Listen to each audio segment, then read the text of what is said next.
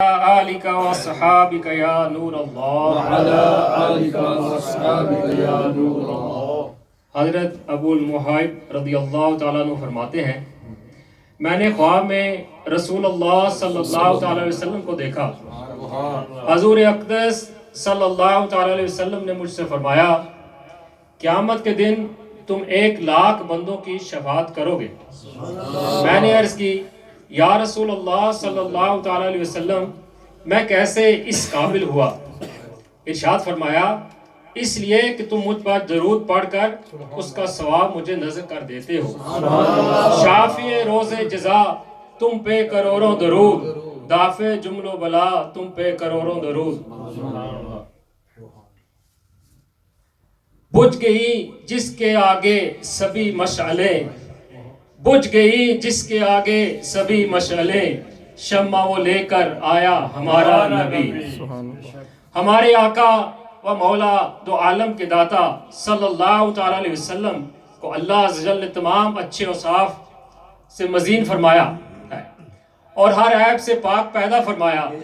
کئی زمانے آئے گزر گئے، مگر آج تک ایسی شان و شوکت، عزت و مرتبہ والا کوئی آیا ہے نہ آئے گا۔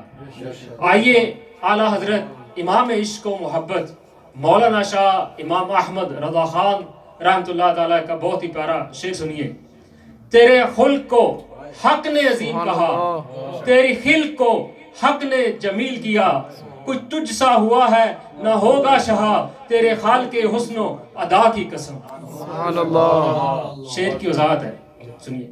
اے میرے رحمت والے آقا صلی اللہ تعالی علیہ وسلم، اللہ عز و جل نے آپ صلی اللہ علیہ وسلم کو کی خلق مبارک یعنی اخلاق کو عظیم بہت بڑا قرار دیا ہے، اور آپ صلی اللہ علیہ وسلم کی ولادت باسعادت ہزاروں سعادتیں اور برکتیں لے کر آئیں۔ ایسی نرالی و حسین کسی کی پیدائش نہ ہوئی میرے آقا صلی اللہ علیہ وسلم، بھلا آپ صلی اللہ علیہ وسلم کی طرح کا کون ہو سکتا ہے؟ ہاں زمین و آسمان کے پیدا کرنے والے کی قسم، آپ صلی اللہ علیہ وسلم جیسا کوئی نہیں۔ آئیے بیان سے قبل عاشق ماہ میلاد و عاشق ماہ رسالت امیر اہل سنت بانی دعوت اسلامی حضرت علامہ مولانا ابو بلال محمد الیاس عطار قادری رضوی ضیاء دعوت کو عالیہ کے عطا کردہ نعروں سے اس نورانی محفل کا کچھ پرچم لہرا کر خوب جوش جذبے کے ساتھ عقیدت کے ساتھ مرحبا یا مصطفیٰ کی دھوم مچاتے ہیں۔ سرکار کی آمد، سردار کی آمد، آمنہ کے پھول کی آمد، رسول مقبول کی آمد، پیارے کی آمد، اچھے کی آمد، سچے کی آمد، سونے کی آمد، مونے کی آمد، مرحبا یا مصطفیٰ، مرحبا یا مصطفیٰ، صلو علی الحبیب۔ منقول ہے، ایک بار کچھ غیر مسلم امیر المومنین حضرت سیدنا علی مرتضیٰ شیر خدا کرم اللہ تعالیٰ وجہ کریم کی بارگاہ میں حاضر ہوئے اور ان سے عرض کی، اے ابو الحسن، اپنے چچا کے بیٹے یعنی پیارے آقا صلی اللہ علیہ وسلم کے اوصاف بیان کریں۔ آپ رضی اللہ تعالیٰ عنہ نے ارشاد فرمایا، رسول اللہ صلی اللہ تعالیٰ علیہ وسلم نہ تو بہت زیادہ دراز قد تھے اور نہ ہی بالکل پست قد کے، بلکہ درمیانے قد سے کچھ بلند تھے۔ رنگ مبارک سفید تھا جس میں سرخی کی آمیزشیں بھی تھی۔ مبارک زلفیں بہت زیادہ گنگرالی نہ تھیں بلکہ کچھ خمدار تھیں جو کانوں تک ہوا کرتی۔ کشادہ پیشانی، سرمگی آنکھیں، چمکدار دانت، بلند بینی گردن، خوب شفاف جیسے چاندی کی سراہی۔ جب چلتے تو مضبوطی سے قدم جماتے جیسے بلندی سے اترتے ہوں۔ جب کسی کی طرف متوجہ ہوتے تو کامل توجہ فرماتے، جب قیام فرماتے تو لوگوں سے بلند معلوم ہوتے، اور جب بیٹھتے تب بھی سب بے نمایاں ہوتے۔ جب کلام فرماتے تو لوگوں پر خاموشی چھا جاتی، جب خطبہ ارشاد فرماتے تو سامعین پر گریہ طاری فرما دیتے۔ لوگوں پر سب سے زیادہ رحیم و مہربان، یتیموں کے لیے شفیق باپ کی مانند، بیواؤں کے لیے کریم و نرم دل سے سب سے زیادہ بہادر، سب سے زیادہ سخی اور روشن چہرے والے تھے۔ ابا زیب تن فرماتے، جو کی روٹی تناول فرماتے۔ آپ صلی اللہ علیہ وسلم کا تکیہ چمڑے کا تھا، جس میں کھجور کی چھال بری ہوئی تھی، چارپائی کیکر کی لکڑی کی تھی جو کھجور کے پتوں کی رسی سے بنی ہوئی تھی۔ آپ صلی اللہ علیہ وسلم کے 2 امامے تھے، ایک کا نام صحاب جب دوسرے کو عقاب کہا جاتا تھا۔ آپ صلی اللہ علیہ وسلم عشاء ضرورت میں تلوار، ذوالفقار، اونٹنی ادبا، خچر دلدل، گدا یافور، گھوڑا بہر، بکری برکتہ، عصا مشکوک اور جنڈا لوح الوحات کے نام سے مرسوم تھے۔ آپ صلی اللہ علیہ وسلم اونٹ کو خود باندھتے اور اس سے چارہ ڈال دیا کرتے، کپڑوں کو پیوند لگا لیا کرتے اور جوتوں کی اصلاح بھی خود ہی فرما لیا کرتے تھے۔ مکمل حلیہ مبارکہ بیان فرمانے کے بعد حضرت سیدنا مولا علی شیر خدا کرم اللہ تعالی وجہ الکریم نے ارشاد فرمایا، میں نے حضور علیہ السلام سے پہلے اور آپ علیہ السلام کے بعد آپ جیسا کوئی اور نہیں دیکھا۔ حسن تیرا سا نہ دیکھا نہ سنا، کہتے ہیں اگلے زمانے والے، وہی دوم ان کی ہے ماشاءاللہ، مٹ گئے آپ کو مٹانے والے۔ حسن جمال مصطفیٰ مرحبا مرحبا، اوج کمال مصطفیٰ مرحبا، عزت جلال مصطفیٰ مرحبا، عادات خصال مصطفیٰ عظمت و شان مصطفیٰ مرحبا، صلو علی الحبیب۔ میٹھے میٹھے اسلامی بھائیوں، آپ نے سنا کہ مولا کائنات حضرت سیدنا علی مرتضیٰ رضی اللہ تعالیٰ نے اپنے پیارے آقا علیہ السلام کو مبارک حسن و جمال اور عادات و خصال کو کتنے خوبصورت انداز میں بیان فرمایا کہ آپ صلی اللہ علیہ وسلم نرم دل، یتیموں اور بچوں سے محبت کرنے والے تھے۔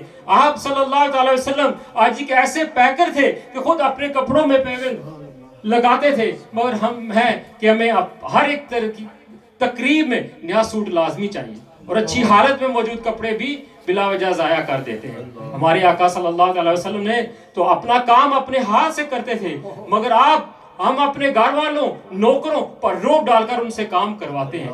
اگر خلاف مزاج کام ہو جائے تو گھر والوں کے ساتھ لڑنے جھگڑنے اور نوکروں کو مارنے پیٹنے سے بھی گریز نہیں کرتے، بسا اوقات نوکری سے فارغ بھی کر دیتے۔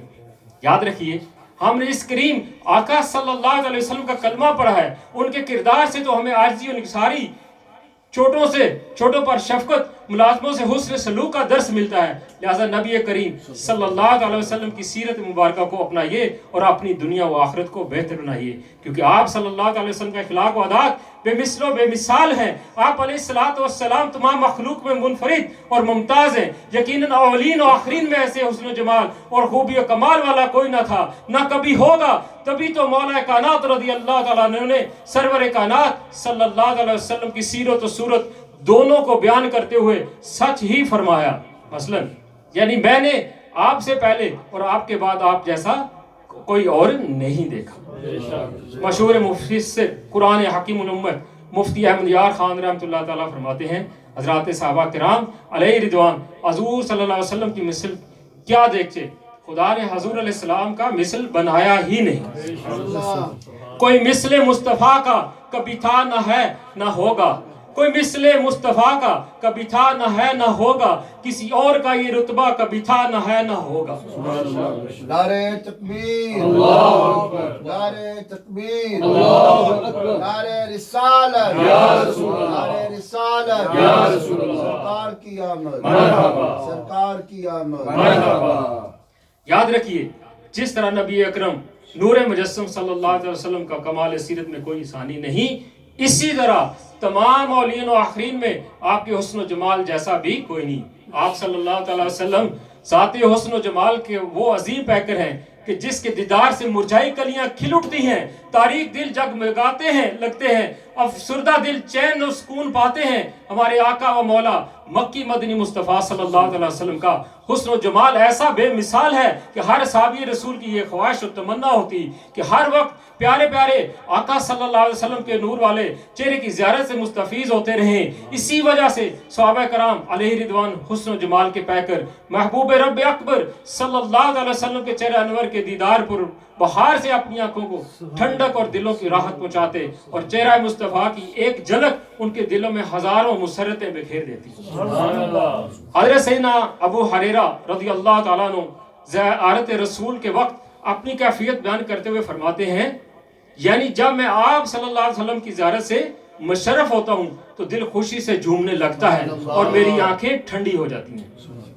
اسی طرح ایک اور شخص جانے کائنات فخر موجودات صلی اللہ علیہ وسلم کی خدمت اقدس میں حاضر ہو کر آپ صلی اللہ علیہ وسلم کا اس طرح دیدار کرتا کہ پلک تک نہ چھپکتا۔ نبی کریم رؤوف رحیم صلی اللہ علیہ وسلم نے فرمایا اس طرح دیکھنے کا سبب کیا ہے؟ عرض کی آقا میرے ماں باپ آپ پر قربان، آپ کے چہرہ انور کی زیارت سے لطف اندوز ہوتا ہوں۔ سبحان اللہ عز و جل۔ صحابہ کرام علیہ رضوان نبی کریم رؤوف رحیم صلی اللہ علیہ وسلم کے حسن و جمال کے کتنے شدائی تھے کہ ہر وقت آپ صلی اللہ علیہ وسلم کے رخ روشن کے نورانی جلووں میں گم رہتے اور آپ کے نور والے چہرے کی تجلیات سے اپنے دل و دماغ کو منور کرتے۔ حضور صلی اللہ علیہ وسلم کا حسن و جمال ایسا بے مثال تھا جو دیکھتا ہی رہ جاتا۔ چہرہ مصطفیٰ کو دیکھ کر صحابہ کرام کے عشق و رسول میں ایسے خود گرفتار ہوتے، کوئی چاند سے تشبیہ دیتا تو کسی صحابہ کے نزدیک آپ کا رخ زیبا چاند سے بڑھ کر حسین ہوتا، کوئی سورج سے تشبیہ دیتا۔ الغرض ہر صحابی اپنے اپنے الفاظ میں عشق کا اظہار کرتے ہوئے نبی پاک صاحب الولاق صلی اللہ علیہ وسلم کا حسن و جمال کو بیان فرماتے۔ میرے آقا سیدی اعلیٰ حضرت رحمت اللہ تعالیٰ علیہ کے قلم نے بھی جب حسن جمال مصطفیٰ کی برکتیں لینے کے لیے اپنا دامن پھیلایا تو الفاظ کچھ یوں ترتیب پائے۔ سرور کہوں کہ مالک مولا کہوں تجھے، باغ خلیل کا گل زیبا کہوں تجھے، اللہ رے تیرے جسم منور کی تابشیں، اے جانے جاں میں جانے تجلا کہوں تجھے، تیرے تو وصف اے بتناہی میں ہے ورے، حیران ہوں میرے شاہ میں کیا کیا کہوں تجھے، کہہ دے گئی سب کچھ ان کے سناخواں کی خاموشی، چپ ہو رہا ہے کہہ کہ میں کیا کیا کہوں تجھے، لیکن رضا نے ختم سخن اس پر کر دیا، خالق کا بندہ خلق کا آقا کہوں تجھے۔ صلو علی الحبیب۔ حضرت سیدنا ابو ہریرہ رضی اللہ تعالیٰ عنہ فرماتے ہیں یعنی میں نے رسول اللہ صلی اللہ علیہ وسلم سے زیادہ حسین کسی کو نہیں دیکھا، گویا ایسا معلوم ہوتا کہ سورج آپ کے چہرے میں چل رہا ہے۔ حضرت سیدنا جابر بن سمرہ رضی اللہ تعالیٰ فرماتے ہیں ایک مرتبہ میں نے رسول اللہ صلی اللہ علیہ وسلم کو چاندنی رات میں سرخ داری دار حلہ پہنے ہوئے دیکھا۔ میں کبھی چاند کی طرف دیکھتا اور کبھی آپ صلی اللہ علیہ وسلم کا چہرہ انور کو دیکھتا تو مجھے آپ کا چہرہ چاند سے بھی زیادہ خوبصورت نظر آتا۔ حکیم الامت مفتی احمد یار خان رحمۃ اللہ تعالیٰ علیہ اس حدیث پاک کی شرح بیان کرتے ہوئے فرماتے ہیں ان حضرات صحابہ کرام علیہ رضوان کی نگاہ حقیقت یعنی حقیقت دیکھنے والی تھی۔ حقیقت میں چہرہ مصطفی صلی اللہ تعالیٰ علیہ وسلم چاند سے کہیں زیادہ حسین ہے کہ چاند صرف رات میں چمکے، یہ چہرہ دن رات چمکے، چاند صرف 3 رات چمکے، یہ چہرہ ہمیشہ ہر دن رات چمکے، چاند جسموں پر چمکے، یہ چہرہ دلوں پر بھی چمکے، چاند نور ابدن یعنی جسموں کو نور دے، یہ چہرہ نور ایمان دے، چاند گٹ بڑھے یہ چہرہ گٹنے سے محفوظ رہے، چاند کو گرن لگے یہ کبھی نہ لگے، چاند سے عالم اجسام کا نظام قائم ہو، حضور صلی اللہ علیہ وسلم سے عالم ایمان کا، حضور صلی اللہ علیہ وسلم کا چاند سے زیادہ حسین ہونا صرف ان کی عقیدت میں نہ تھا بلکہ واقعہ یوں ہی ہے۔ چاند دیکھ کر کسی نے ہاتھ کاٹے، حسن یوسف دیکھ کر زنان مصر کی عورتوں نے اپنے ہاتھ کاٹ لیے، اور حسن یوسف سے حسن محمد کہیں افضل ہے، لہذا حضرت جابر رضی اللہ تعالیٰ عنہ کا یہ فرمان بالکل درست ہے۔ حسن یوسف پہ کٹی مصر میں انگشت زنا، سر کٹاتے ہیں تیرے نام سے مردان عرب۔ مختصر وضاحت، مصر کی عورتوں نے جب حسن یوسف دیکھا تو بے اختیار ہو کر اپنی انگلیاں کاٹ بیٹھی۔ اے میری آقا صلی اللہ علیہ وسلم، آپ کے حسن و جمال کا علم کیا ہوگا جب آپ کا نام نامی اسم گرامی ہی ایسا ہے کہ عرب کے جوان آپ کے نام پر اپنے سر کٹا رہے ہیں اور تا قیامت کٹاتے رہیں گے۔ حسن جمال مصطفیٰ مرحبا مرحبا۔ صلو علی الحبیب صلی اللہ تعالی۔ ایک مرتبہ نبی کریم صلی اللہ تعالی وسلم مدینے کے باغ میں تشریف لے گئے، وہاں آپ کا سامنا ایک قافلے والوں سے ہوا۔ آپ علیہ السلام نے پوچھا تم یہاں کس لیے آئے ہو؟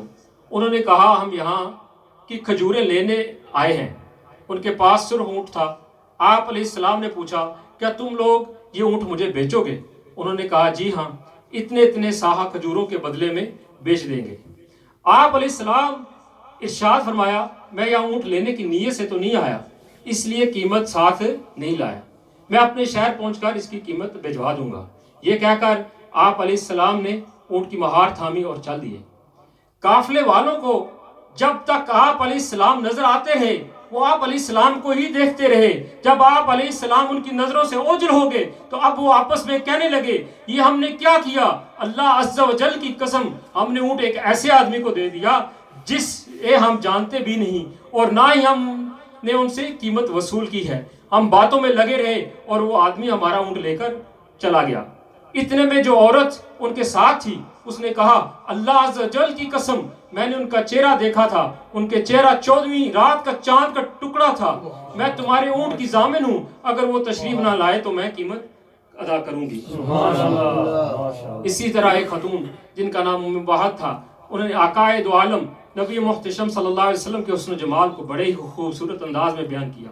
فرماتی ہیں میں نے ایک ایسی ذات دیکھی جس کا حسن نمایاں تھا، جن کا چہرہ خوبصورت تھا، تخلیق بہت عمدہ تھی، بڑے حسین اور انتہائی خوبصورت ہے، آنکھیں سیاہ اور بڑی پلکیں لمبی تھیں، ان کی آواز گونجدار، گردن چمکدار، جبکہ داڑھی مبارکہ گنی تھی، دونوں ابرو باریک اور ملے ہوئے تھے، ان کے مبارک قد میں بہت میانہ روی تھی، نہ اتنا طویل قد دیکھ کر برا لگنا اور اتنا پست کے دیکھ کر حقیر معلوم ہو، دور سے دیکھو تو بہت زیادہ معروف اور حسین و جمال نظر آتے اور جب قریب سے دیکھا جائے تو اس سے کہیں زیادہ خوبرو اور حسین دکھائی دیتے۔ سبحان اللہ۔ میٹھے میٹھے اسلام بھائیو، بیان تو بڑا ہے اور باتیں بھی بڑی پیاری پیاری ہیں، وقت کی کمی کے باعث انشاءاللہ پھر کہیں موقع ملا تو پھر لازمی دیں گے۔ اللہ تعالیٰ سے دعا ہے جو بیان ہوا اس پر عمل کرنے کی توفیق عطا فرمائے۔